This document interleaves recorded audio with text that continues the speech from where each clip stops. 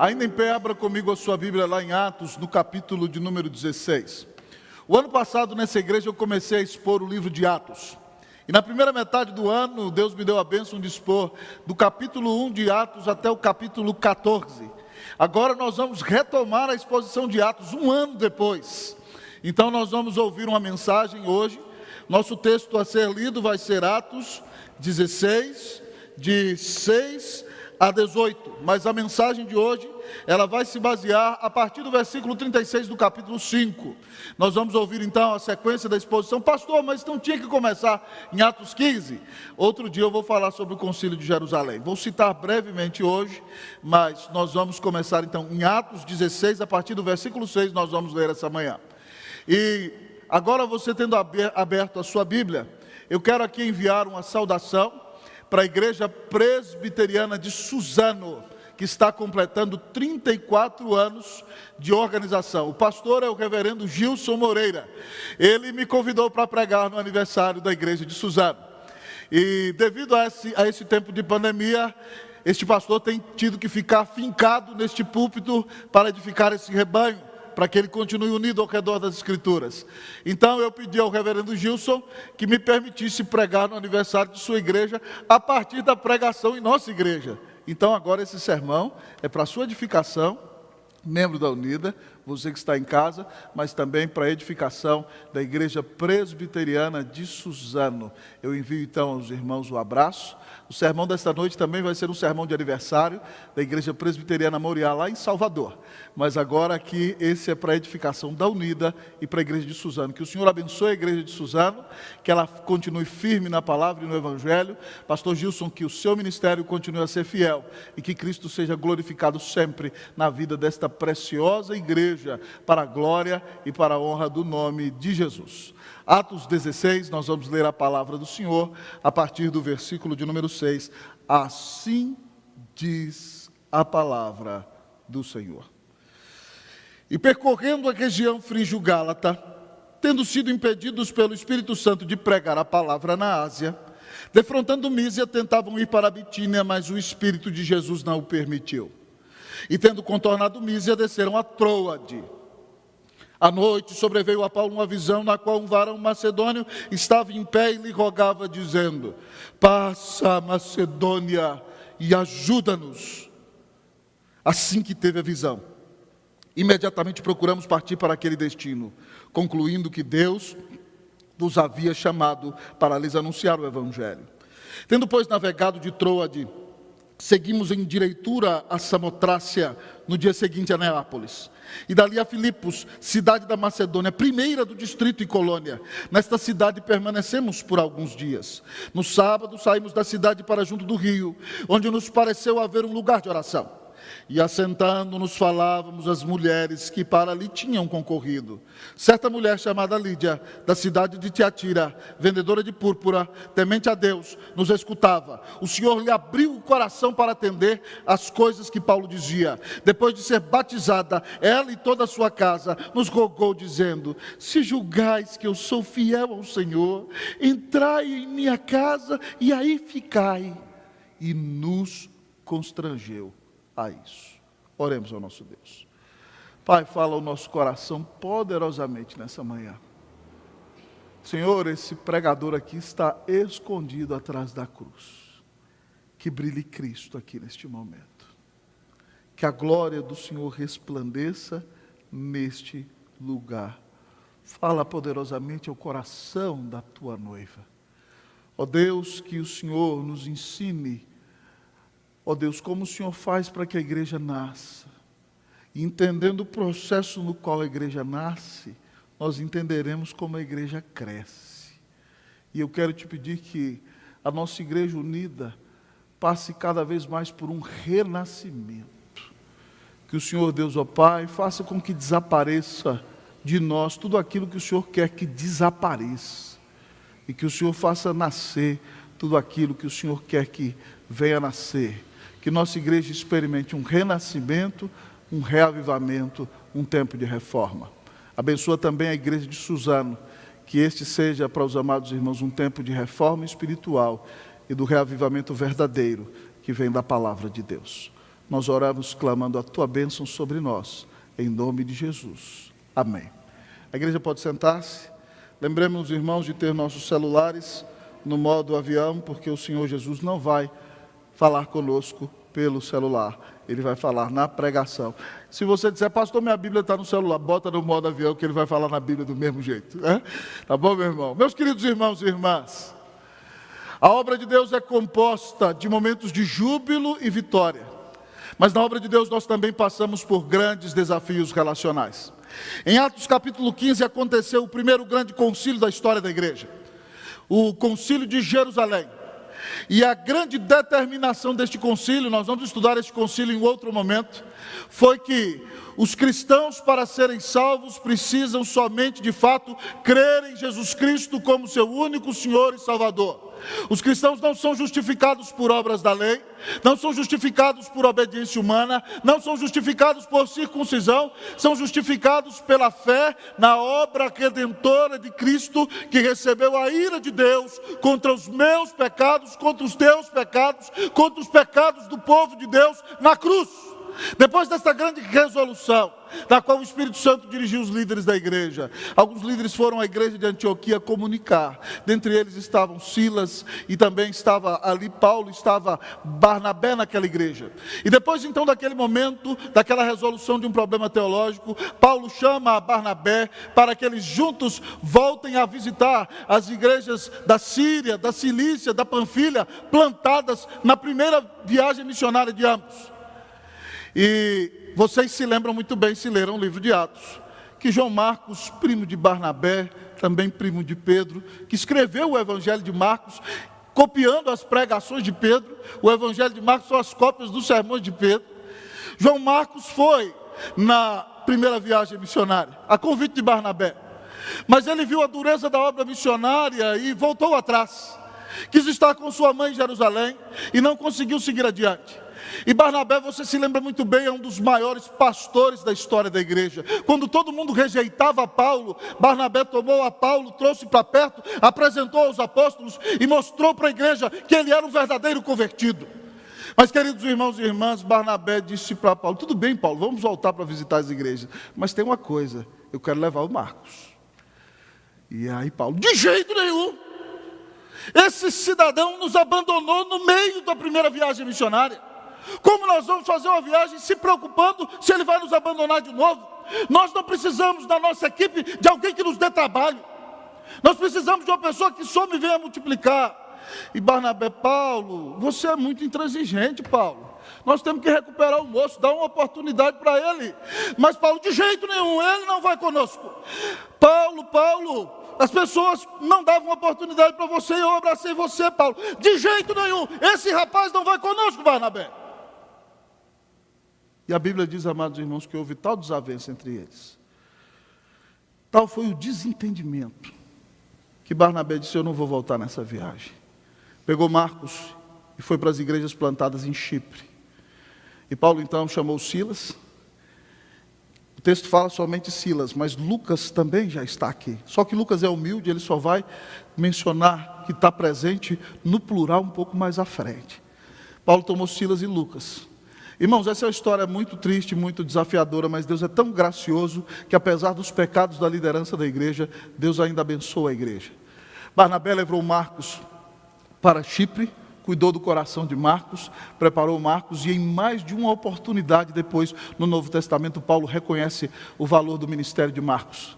Quando estava prestes a morrer, lá na cidade de Éfeso, ele disse a Timóteo: traze-me contigo a Marcos, porque me é útil para o ministério. Louvado seja Deus pelo coração pastoral de Barnabé. Mas nesse momento não foi possível. E Paulo então voltou e visitou as igrejas. E chegando naquela região de Listra, Derbe e Icônio, onde ele e Barnabé tinham sido apedrejados, irmãos, ele ficou sabendo de um moço que estava ali na igreja, chamado Timóteo, muito bem educado, saindo da adolescência, filho de Lóide, filho de Eunice. O pai dele não era grego, a mãe era judia. E como ele queria alcançar os judeus, ele falou assim: Timóteo, eu sei que nós somos salvos só pelo evangelho, mas eu vou circuncidar você, porque você é filho de judias, então você tem que ser reconhecido pelos judeus para pregar para eles, e circuncidou Timóteo. E Timóteo se juntou à equipe. E depois então que eles visitaram as igrejas fortalecendo os irmãos na fé, Paulo então colocou na cabeça que ele tinha que alcançar a província romana da Ásia. A província romana da Ásia é a Turquia nos dias de hoje. Aquela região era uma das regiões mais influentes do Império Romano àquela época. E a cidade de Éfeso era considerada entre as 8 grandes maravilhas do mundo. E Paulo queria ir a Éfeso para alcançar toda a região a partir daquela grande cidade. Mas o texto diz, irmãos, que eles percorreram a região frígio-gálata, onde tinham plantado as primeiras igrejas, e foram impedidos pelo Espírito Santo de pregar a palavra na Ásia. E ao olhar para esse texto maravilhoso, nós vamos ver aqui, irmãos, o nascimento da primeira igreja plantada na Europa, a igreja de Filipos. E hoje o tema da nossa mensagem é o seguinte: como nasce uma igreja?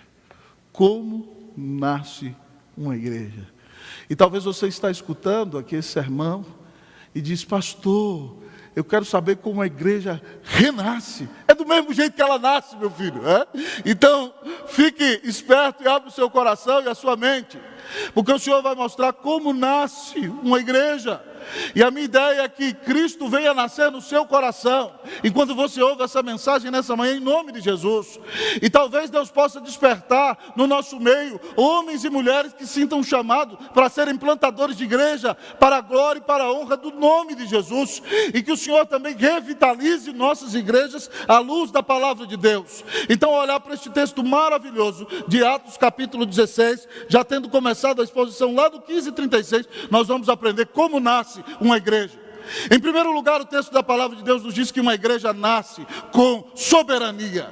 Como nasce uma igreja? Uma igreja nasce com soberania. Se for anotar, o primeiro ponto é esse, escreve aí: como nasce uma igreja? A igreja nasce com soberania. Eles percorreram a região da Frígia e da Galácia, onde foram plantadas aquelas igrejas da primeira viagem missionária. E Paulo quer ir a Éfeso.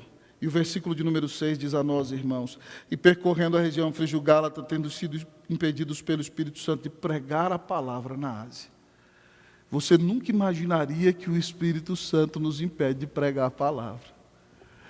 Quando eu li esse texto pela primeira vez, eu falei: o quê? Quem impede a palavra é o diabo. Quem impede a palavra é o mundo.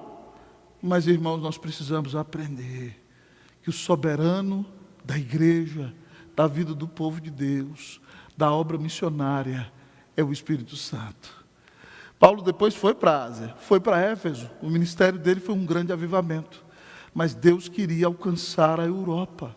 E por isso então Deus fechou a porta e o Espírito Santo impediu de que a palavra fosse pregada na Ásia. Então o texto diz que, tendo contornado Mísia, tentavam ir para Bitínia, a região mais noroeste da Turquia, em direção à Rússia. Paulo queria alcançar os russos com o evangelho. Sabe o que o texto diz aqui? Versículo 7, defrontando Mísia, tentavam ir para Bitínia, mas o Espírito de Jesus não o permitiu. Há dias dos quais o Senhor nos diz que não. Há dias dos quais o Senhor fecha portas. Há dias nos quais o Senhor nos diz: espera. Nosso sonho é glorificar a Deus. Nosso sonho é que aquela porta se abra. Nosso sonho é que a obra avance adiante. Mas eu e você temos que entender que o soberano da vida da igreja, o soberano da obra missionária, o soberano que domina a nossa vida é o Senhor. Nada acontece na nossa vida fora da vontade do nosso Pai Celestial. Nem um fio de cabelo da cabeça cai sem a permissão do Senhor. E aí eu olho para o espelho: Senhor, faz de mim um careca conformado, em nome de Jesus. Porque se caiu é porque o Senhor queria que caísse. O Senhor está no controle de tudo. Ele domina sobre todas as coisas. Tendo entendido isso, irmãos, eles pararam em Troade, onde estaria a região daquela provável cidade épica chamada Troia, da imaginação de Homero. E eles pararam em Trode, para esperar. Porque tem dia que o Senhor fala, não, espera, eu tenho a hora certa para você. E quando eles estavam esperando, a Bíblia nos conta que à noite sobreveio a Paulo uma visão, na qual um varão macedônio lhe apareceu dizendo, imagina um macedônio, o macedônio era um grego. A Grécia era composta naquela época pela Macedônia e pela Caia.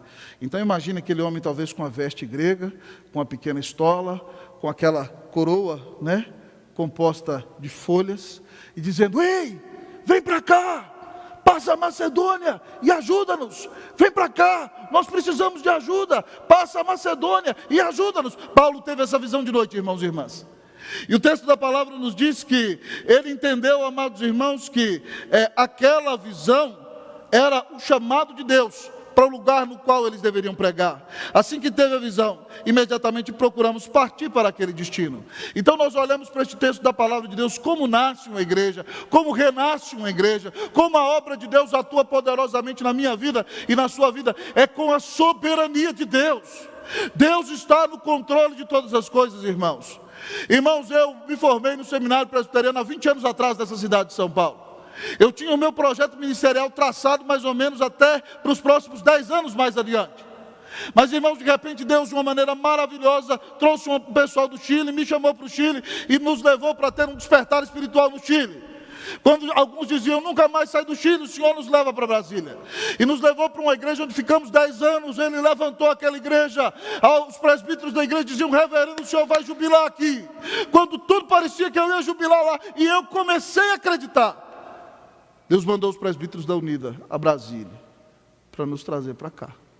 E nós estamos aqui, neste 4º ano. Sabe por quê? Porque quem manda na minha vida e no meu chamado não sou eu. Quem manda na tua vida e no teu chamado não é você. Quem manda na tua vida e no teu chamado é o Senhor Jesus. É a pessoa do Espírito Santo. Então preste atenção, você está onde está porque Deus te colocou neste lugar.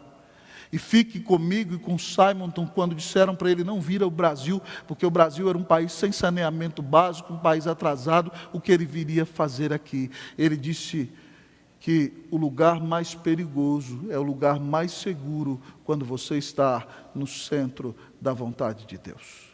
O lugar mais perigoso é o lugar mais seguro quando você está no centro da vontade de Deus. Como nasce uma igreja? Como cresce uma igreja, como uma igreja é reavivada, como a obra de Deus avança com soberania. O Senhor é soberano. Então nos humilhemos, dependamos dEle, prostremos os nossos joelhos em oração e peçamos a Ele que nos dê a direção conforme a sua palavra, para que Ele continue a reinar sobre sua igreja, sobre nossa vida, sobre nossos corações, para que o nome dEle continue a ser glorificado sobre tudo e sobre todos, hoje, amanhã e para sempre. Amém. Mas como nasce uma igreja?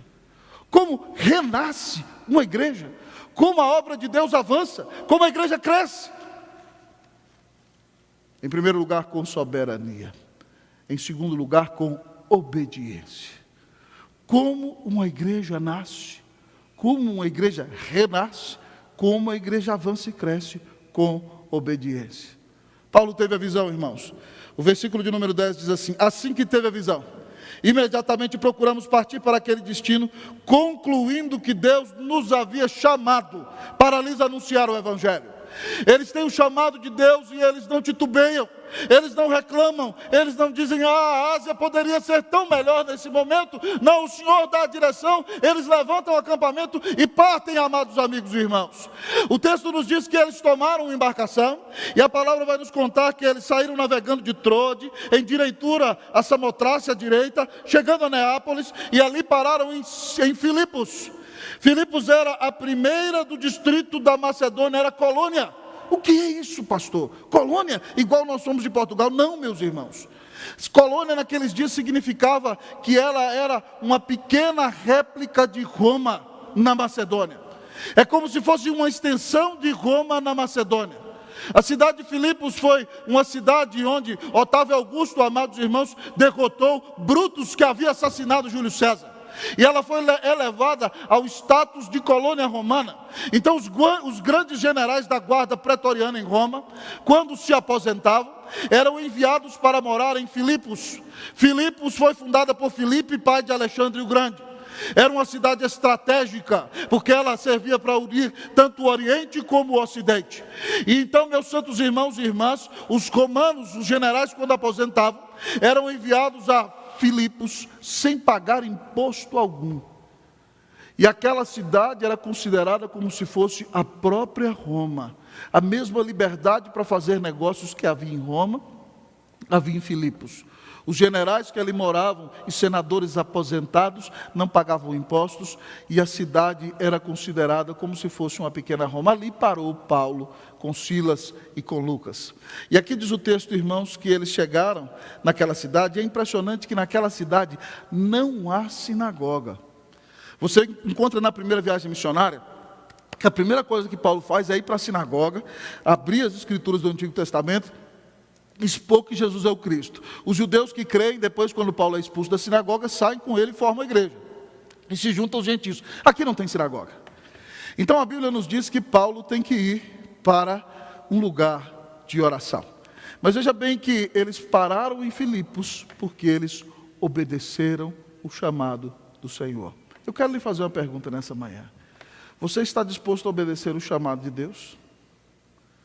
Você tinha projetos, tinha plano para a sua vida, e de repente o Senhor fechou a porta para você, as coisas não aconteceram do jeito que você imaginava. Como você tem reagido diante disso? O Senhor Jesus disse que Ele é aquele que tem na mão direita a chave de Davi, que abre portas que ninguém pode fechar, e fecha portas que ninguém jamais abrirá. Você tinha um projeto, um sonho maravilhoso para a sua vida. Você disse, eu vou morar em tal cidade, eu vou estudar tal curso, eu vou me preparar assim. E de repente se fecharam todas as portas e você esmurrou, você bateu, você gritou. E as coisas não aconteceram do jeito que você desejava. Você vai ficar revoltado contra o Senhor? Você vai deixar a depressão dominar o seu coração? Ou você vai reconhecer que o seu Deus é soberano e está no controle de tudo? E se Ele está dizendo para você, vai para ali, você vai para ali? Você está disposto a obedecer? Preste atenção, irmã, uma igreja nasce, a igreja cresce, a igreja renasce, quando ela obedece ao Senhor. Nós precisamos ser uma igreja que quer obedecer ao Senhor. Nós temos que parar, amados irmãos, com esse negócio de muitas vezes querer que a igreja faça o que a gente acha que a igreja tem que fazer.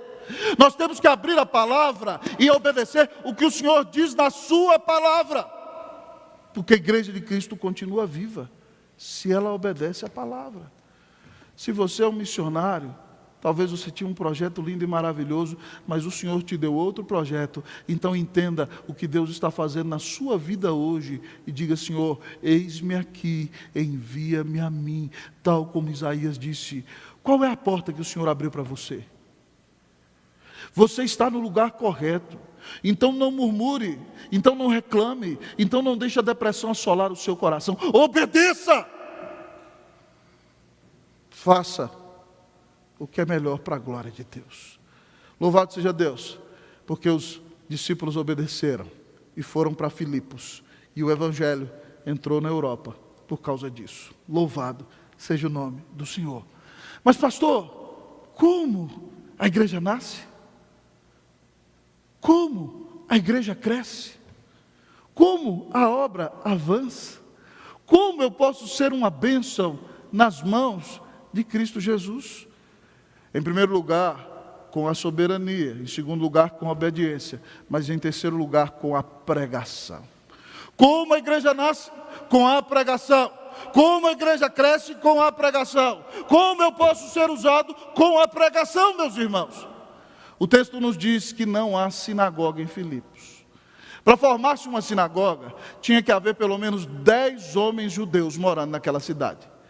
Então, não havia uma grande colônia judaica em Filipos. Havia algumas mulheres judias, e você encontra aqui, por exemplo, Lídia. E o texto diz que Lídia é temente a Deus. E talvez você fale, nossa, ela não cria, mas era uma mulher temente a Deus. Não, temente a Deus era uma classe de pessoas gregas ou romanas que obedecia à lei judaica.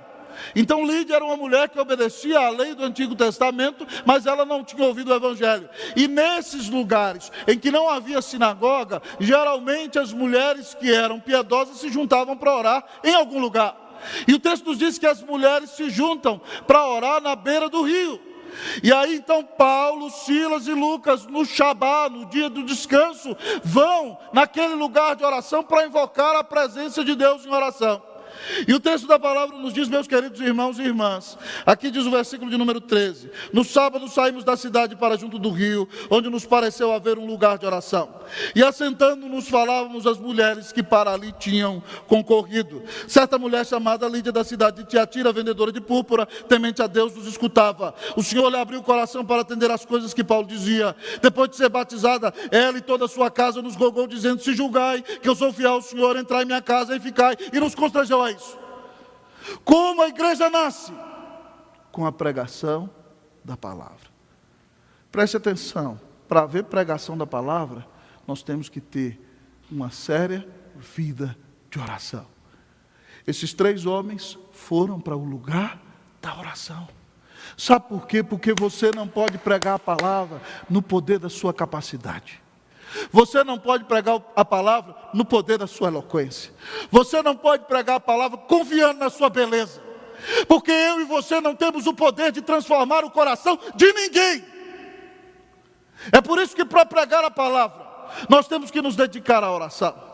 Mas o texto nos ensina, neste terceiro ponto da mensagem, também que para pregar a palavra não é necessária somente oração, é necessário disposição para pregar diante de quem está de nós, de quem está diante de nós.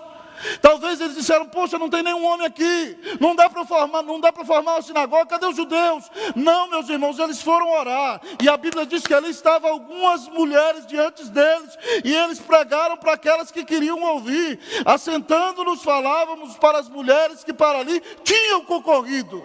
Eu e você temos que pregar o Evangelho para todos aqueles que Deus nos dá a oportunidade de pregar o Evangelho. Não adianta você ficar lamentando que não consegue pregar para o presidente, que não consegue pregar para o governador. Você tem que pregar para as pessoas que Deus coloca diante de você. Paulo pregou para o próprio César, mas pregou para as pessoas humildes e para as mulheres que estavam diante dele. Nós temos que pregar a palavra em atitude de oração para todos aqueles que Deus coloca diante de nós. E quando nós pregamos a palavra, nós temos que crer no poder do Espírito Santo. O texto diz que quando Paulo prega a palavra, o Senhor abre o coração de Lídia. Lídia, irmãos, é vendedora de púrpura. Púrpura era uma cor que era tirada de um crustáceo que ficava na beira do mar. Irmãos, uma cor meio roxeada. Da púrpura se tirava a cor roxa e a cor escarlate.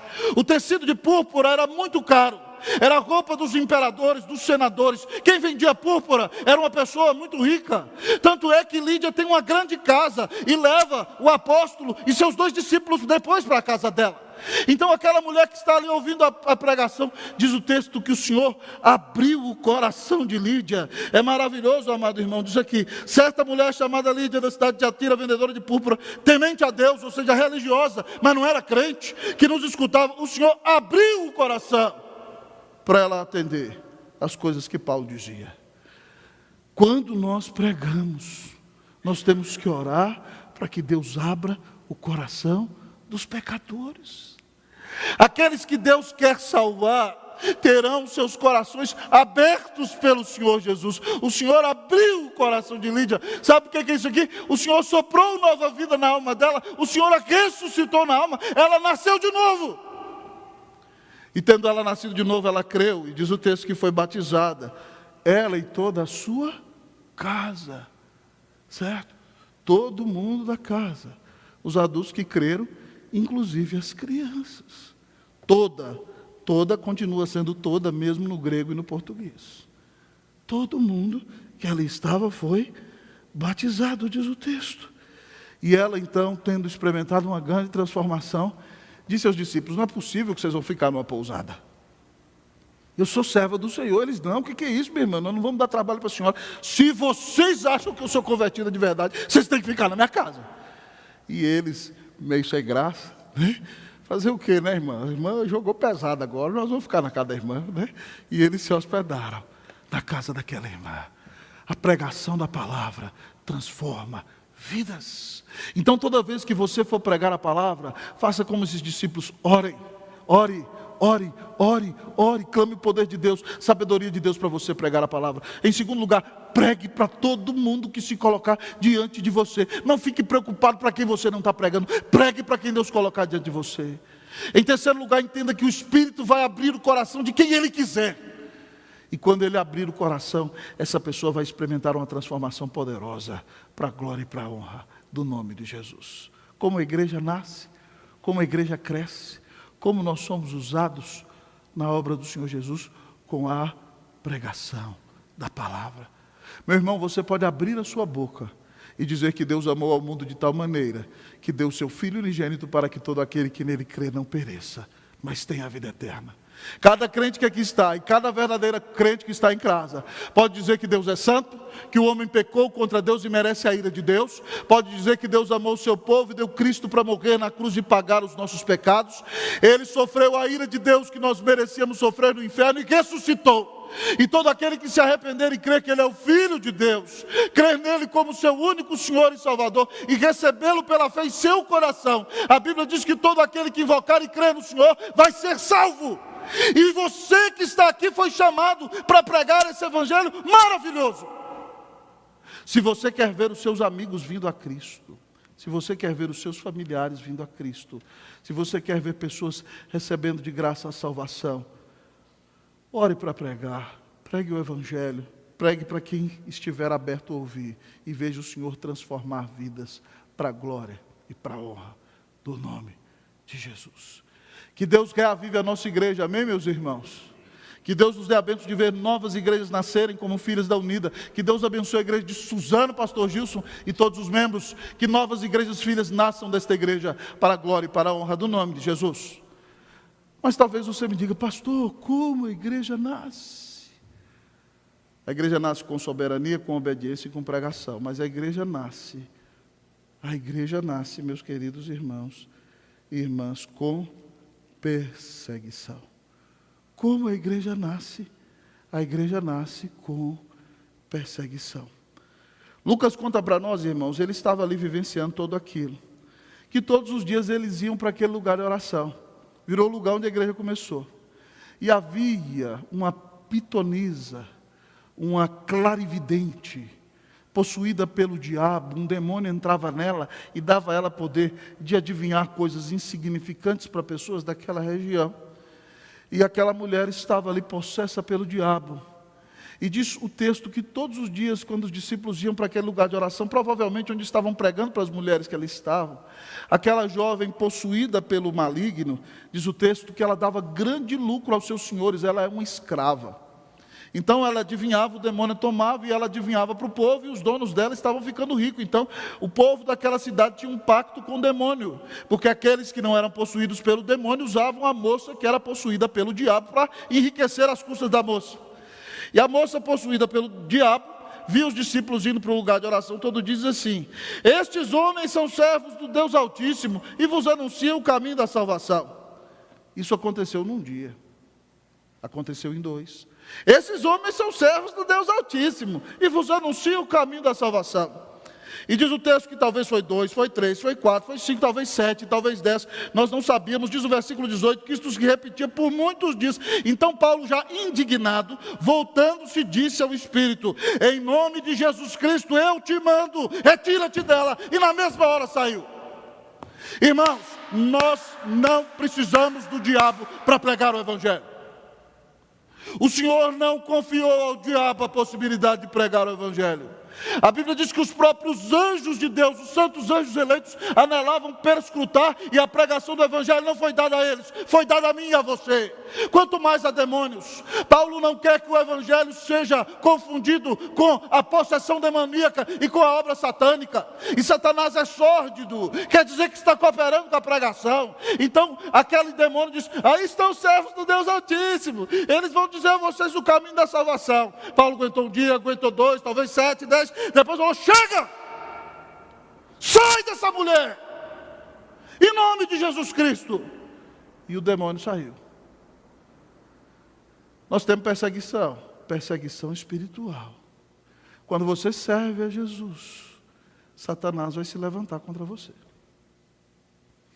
Ele vai se levantar contra você, tentando seduzir você nas tentações que lhe são características. Ele vai tentar seduzir você nos seus pecados. Ele vai tentar dizer que é seu amigo. É isso que ele queria dizer para os discípulos. Estou cooperando com a pregação do Evangelho.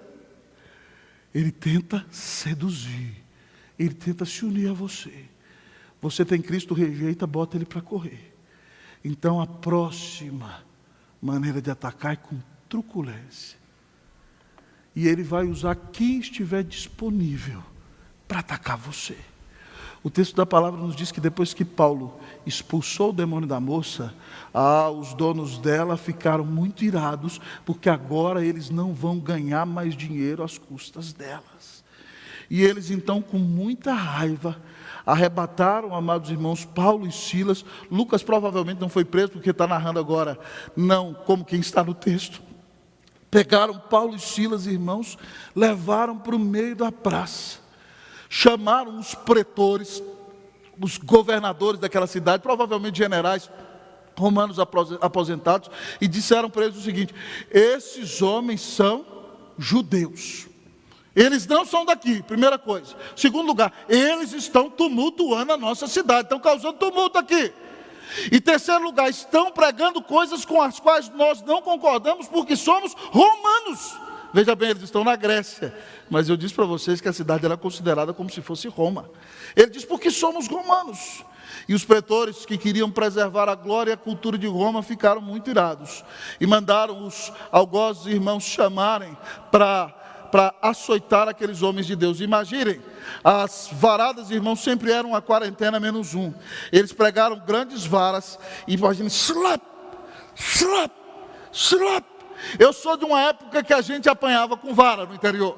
Os pais diziam, a Bíblia manda usar a vara, então tinha uma varinha de laranjeira, às vezes minha mãe cortava, deixava aquela varinha lá, e de repente a gente aprontava, de repente só via a varinha, slap.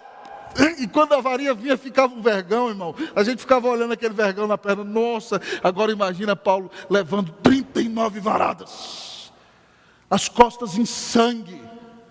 Depois levaram Paulo e Silas para a cadeia e disseram, tranquem esses homens no lugar em que eles podem estar mais trancados. Eles provavelmente foram para uma prisão que era, amado irmão, um lugar subterrâneo. E diz a Bíblia que eles foram amarrados no tronco. Então os pés foram amarrados em madeira, provavelmente as mãos também e a cabeça também. E aqui a gente aprende como a igreja nasce, como a igreja cresce, como a obra avança, com perseguição. Se você nunca foi zombado, nem perseguido, você tem que se perguntar se você está verdadeiramente dando testemunho e pregando o Evangelho de Jesus. Paulo diz a Timóteo em 2 Timóteo 3,12, que todo aquele que quiser viver piedosamente em Cristo Jesus será perseguido. Se nós somos fiéis, nós vamos contrariar ao mundo, contrariar ao inferno, contrariar a homens, e o diabo vai atacar. Ele vai tentar atacar a sua família, ele vai tentar atacar nas tentações, ele vai vir com truculência sobre você. E se você é piedoso, você nunca vai ser o instrumento da perseguição, você vai ser o perseguido. Não tenha medo, irmão, da perseguição. Se você está sendo perseguido porque é fiel a Jesus, não entre em desespero. O Senhor Jesus disse em Mateus capítulo 5, que bem-aventurados nós somos, quando por causa do nome dEle, nós fôssemos injuriados, nós fôssemos perseguidos, e mentindo, dissessem todo mal contra vós. Nós deveríamos nos alegrar, porque fizeram isso com os profetas, com o Senhor Jesus e com os apóstolos. Quando alguém persegue você, porque você é fiel a Jesus, preste atenção, isso está mostrando que você faz parte do povo de Jesus, que você tem comunhão com Cristo, até nos seus sofrimentos. Portanto, fique firme, não se desespere, não entre em angústia, não arranque os cabelos que você já não tem. Diga: Senhor, está doendo, mas eu confio no Senhor, persevere, fique firme, para a glória e para a honra do nome de Jesus. Mas talvez você me pergunte: uau, reverendo, que duro, como nós devemos reagir a essa perseguição? Como a igreja nasce? Como a igreja cresce?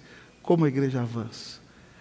O texto ainda nos diz que a igreja nasce com intervenção. Como a igreja nasce com intervenção? Imagine você ter tomado umas varadas nas costas que deixaram os vergões e sangue saindo das suas costas. Por isso que Paulo dizia: eu trago no corpo as marcas de Cristo. Meia-noite, você sentado ali no chão com as pernas esticadas, trancadas, os braços amarrados, talvez a cabeça trancada. Como você reagiria? Senhor, eu fui fiel ao Senhor, o Senhor me abandonou. Como é que eu passo por essa situação? Mas o texto nos diz, irmãos, que era aproximadamente meia-noite. E é maravilhoso esse texto. Esse texto tem me feito refletir inúmeras vezes, irmãos. Versículo 25 diz que por volta da meia-noite, Paulo e Silas oravam e cantavam louvores a Deus. E os demais companheiros de prisão escutavam. Imagina ali Paulo amarrado e cantando: Tu és soberano sobre a terra, sobre os céus, Tu és Senhor absoluto. Tudo que existe e acontece, Tu sabes muito bem, Tu és tremendo. Eles oravam: Senhor, nosso Deus, nosso Pai, muito obrigado porque Jesus morreu por nós. Senhor, esses vergões estão doídos, mas obrigado porque nós temos o privilégio de pregar o Evangelho e sofrer por causa do nome de Jesus. E depois continuavam: e apesar desta glória que tens, Tu te importas comigo também, e este amor tão grande eleva-me, amarra-me a Ti, Tu és tremendo. Os demais companheiros de prisão escutavam, ninguém nunca tinha ouvido isso, pessoas apanharam, quase foram assassinadas, estão orando e louvando a Deus. A Bíblia diz que quando isso acontece, aconteceu um terremoto, as bases da prisão tremeram, os cárceres se abriram, o carcereiro entrou em desespero, porque se os presos fogem, ele vai ser assassinado pelos governadores romanos daquela cidade. A Bíblia diz que o carcereiro pegou a espada, eu não sei se ele mirou ficar no peito, ou colocou no pescoço, e de repente então ele ia se matar para não ser assassinado no outro dia. Paulo falou: peraí, rapaz, não te faças nenhum mal, todos aqui estamos. E aquele homem entrou na cela tremendo: senhores, quase morreu, irmãos, o que eu faço para ser salvo? E Paulo virou para ele: crê no Senhor Jesus e será salvo tu e tua casa. Aquela promessa era: se o carcereiro cresce, se a família cresce, tanto ele como os da casa e os filhos pequenos iam ser filhos da aliança. Crê no Senhor Jesus e será salvo tu e tua casa. E o carcereiro creu, irmãos e irmãs. E ele então lavou os vergões de Paulo e Silas. Diz o texto bíblico que é maravilhosa essa história. Eles pregaram a palavra de Deus, diz aqui o versículo 32, para ele e para todos os de sua casa. Todos da casa se converteram. Naquela mesma hora da noite, de madrugada, lavou-lhes os vergões dos açoites. Foi batizado, um cultaço às 3 da manhã. Imagine, você levou uma surra no final da tarde, às 3 da manhã, você está num cultão com profissão de fé na cadeia. Que coisa maravilhosa! Fez um cultaço ali, batizou o carcereiro. Até os meninos, como filhos da aliança, foram batizados. Toda a casa, diz o texto aqui, todos os seus. E aí então, 4:30 da manhã, o carcereiro na casa dele botou um banquetezão. Eu não sei se era janta, se era o café da manhã, se era almoço. Eu sei que era um banquete no meio da madrugada. E ele serviu um banquete. Era o dia da profissão de fé, do batismo das crianças, um dia de festa. Diz o texto que ele os levou para a própria casa e com todos os seus manifestava grande alegria por terem crido em Deus. Irmãos, Deus intervém. Eu e você, talvez estejamos levando lapadas, mas não nos desesperamos, preste atenção, Deus intervém. Talvez você está sendo perseguido às 5 horas da tarde, para no meio da madrugada ver alguém ser convertido a Jesus, para no meio da madrugada ver alguém professar a sua fé, para no meio da madrugada ver o Senhor fazer uma grande obra em um coração, e depois da perseguição ver um grande banquete, e louvar a Deus pela ação sobrenatural de Deus, na sua vida, na sua família, na sua casa, e na igreja de Jesus. Nós devemos clamar a intervenção de Deus na nossa vida. Nós devemos clamar a intervenção de Deus na vida da igreja. Se você está sendo perseguido, pare de murmurar, pare de se achar pobrezinho, pare de achar que o Senhor abandonou você. Se você está enfrentando uma enfermidade ou perdeu alguém, o Senhor não deixou de te amar. Ele é soberano, Ele sabe de todas as coisas, Ele conduz todas as coisas. Espere a intervenção de Deus. Eles louvam a Deus, eles veem conversão, eles veem Deus realizando milagres. A igreja só vai crescer com a intervenção de Deus, porque Deus soberanamente é quem converte os eleitos, Deus é quem reaviva os corações, Deus é quem muda a maré de perseguição. Fique firme e clame a intervenção de Deus. Jesus disse: eu sou a videira, vós os ramos. Todo aquele que estiver ligado em mim e eu nele, esse dá muito fruto. Sem mim nada podeis fazer. Nós tudo realizaremos com Jesus.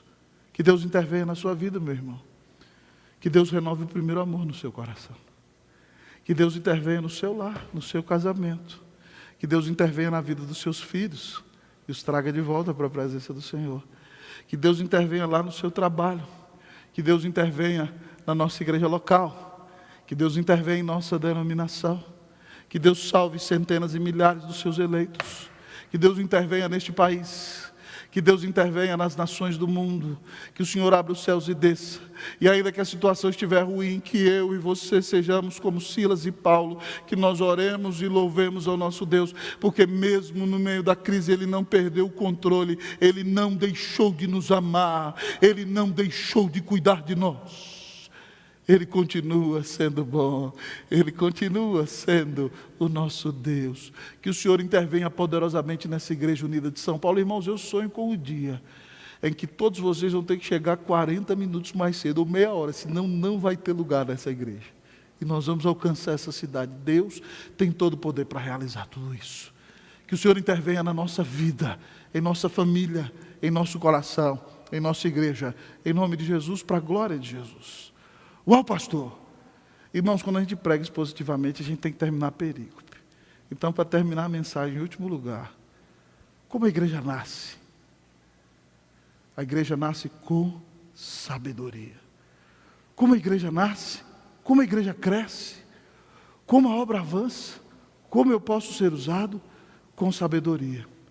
A Bíblia diz que de manhã os pretores mandaram lá os oficiais de justiça falar para o carcereiro para soltar aqueles homens, para eles irem embora. Aí Paulo falou assim: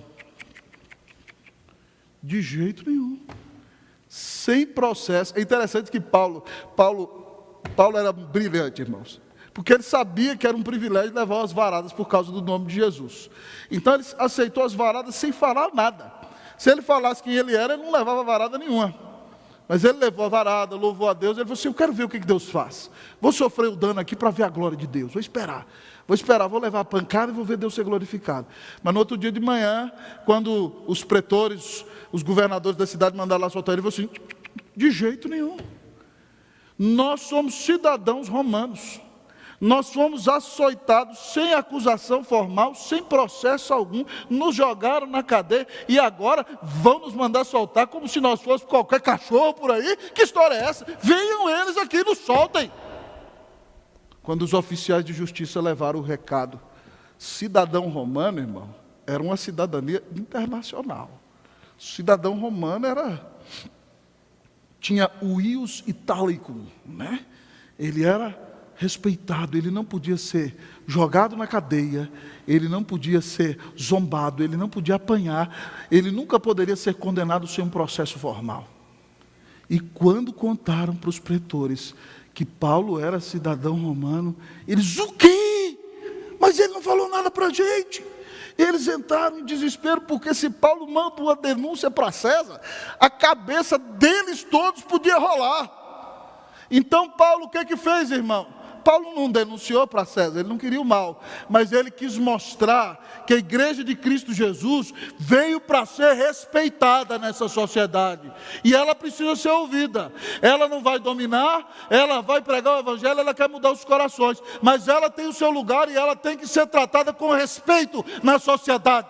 Então Paulo falou, venham eles aqui, eles mesmos nos soltem. Sabedoria de Paulo. Paulo está marcando terreno, irmão. Ele vai embora, a igreja vai ficar ali. Aqueles importantes cidadãos romanos têm que aprender a respeitar a igreja de Jesus. Diz o texto, irmãos, versículo 39, que foram ter com eles e lhes pediram desculpas, relaxando-lhes a prisão. Fala, por favor, não nos desculpe, não mande uma denúncia para César contra nós, não. Vocês sabem que vai ser muito complicado. Agora os homens que mandaram bater e prender estão humilhados, pedindo perdão, desculpa. E falou, por favor, vá embora daqui. Nós não queremos nenhuma complicação com você, já foi muita coisa. E Paulo então perdoou aqueles homens, foi para a casa de Lídia. Agora a igreja tem 3 famílias. Família de Lídia, família do carcereiro, família da menina ex-possessa. 3 classes sociais diferentes, por meio da qual nasce a igreja. Foram para a casa de Lídia, vendo os irmãos, fizeram um culto, pregaram a palavra, confortaram e foram embora dali. A igreja tem que ter sabedoria. Nós vivemos dias difíceis. Nós não fazemos lobbies políticos, irmãos. Nem entramos em conchavo com pessoas que estão roubando. Mas nós vamos nos posicionar nessa sociedade. Num governo anterior neste país, levantou-se a possibilidade de que pastores não pudessem pregar nos seus púlpitos contra determinados assuntos. E a igreja caiu de joelhos. E quem era crente se levantou e peitou a situação. Porque nenhum governante tem que dizer o que nós vamos pregar dentro da igreja. Nós pregamos a palavra de Deus e ela é lei sobre tudo e sobre todos. E ninguém pode nos proibir de pregar o evangelho. E nós não queremos conchavo, não queremos politicagem, não queremos cargos humanos, mas vamos lutar pelo direito de pregar a palavra neste país e fazer toda a diferença, para a glória e para a honra do nome de Jesus. E as pessoas têm que respeitar o nome do Senhor e quem serve ao Senhor. Essa atitude que o apóstolo Paulo tem, que nós temos que ter até nos dias de hoje, porque a igreja enfrenta perseguições nos dias de hoje. E há governos que talvez um dia possam subir, pastores, vocês não podem dizer que o homossexualismo é pecado. E nós vamos dizer do mesmo jeito. E se o pau cantar, nós vamos aguentar. Porque nós somos fiéis ao Senhor. Nós somos fiéis à palavra do Senhor. Pastores, os senhores não podem dizer que as pessoas serem exploradas é errado. Nós vamos dizer que as pessoas serem exploradas é errado, sim. Nós vamos pregar o Evangelho. Nós vamos fazer toda a diferença nesse país. Para a glória e para a honra do nome de Jesus. Talvez você não sabia, talvez você, meu amigo, colega, alguns pastores que têm me enviado mensagens, e às vezes pregando por esse Brasil. Esses dias um amigo no interior de São Paulo, em outros lugares, disse que toda segunda-feira eles escutam o sermão da Unida. Então, santo varão, seja sábio aí na sua igreja, não tenha medo de homens, não tenha medo de autoridade nenhuma. Se você está com esse livro, você está com tudo. O Senhor é a tua defesa. Parta para cima, pregue o Evangelho e faça a diferença para a glória e para a honra do nome de Jesus. Você, pastor, que nos escuta, talvez está perguntando, como nasce uma igreja? Será que eu vou conseguir plantar uma igreja? Como é que essa igreja que eu estou pastoreando pode ser revitalizada? Como é que eu posso fazer a obra de Deus? Como é que eu posso fazer a diferença? Hoje você aprendeu.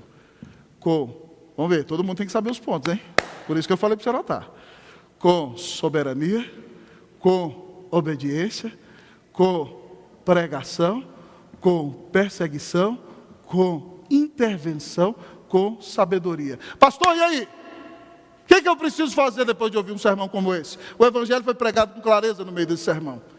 Em primeiro lugar, dependa do Senhor. Ore a Deus, diga, Senhor, eu sou totalmente dependente do Senhor. Me mostra a tua vontade, me mostra o que o Senhor quer fazer. Segundo lugar, obedeça. Se Deus te mandou para uma situação difícil, para um lugar inóspito, não reclame. Entenda que Deus está no controle de tudo, obedeça, faça o que o Senhor quer que você faça, obedeça para a glória de Deus, porque Simon obedeceu, a IPB está nesse país, porque muitos obedeceram, nós estamos aqui pregando o Evangelho, continue obedecendo. Mas além de depender de Deus e obedecer, o que eu e você devemos fazer? Pregar o Evangelho de Cristo Jesus a toda criatura. Pregar na dependência da oração, clamando a Deus que salve os seus eleitos. Pregue o Evangelho. Mas o que nós devemos fazer? Se estamos apanhando, se estamos sendo vilipendiados, se não estamos sendo reconhecidos, se há oposição a nós, oremos a Deus e perseveremos em realizar a obra. Com gratidão e com louvor a Deus. E clamemos a intervenção de Deus na nossa vida. Irmão, e quando Deus intervir, eu e você vamos ficar perplexos. E no meio de tudo isso, sejamos sábios para ser uma bênção neste tempo no qual Deus te colocou. Que Deus use a sua vida. Que você seja uma bênção na sua família. Que você seja uma bênção no seu trabalho. Que você seja uma bênção nessa cidade. Que você seja uma bênção neste país. Que Deus nos use para ver o crescimento da igreja, para a glória e para a honra do nome de Jesus. Amém.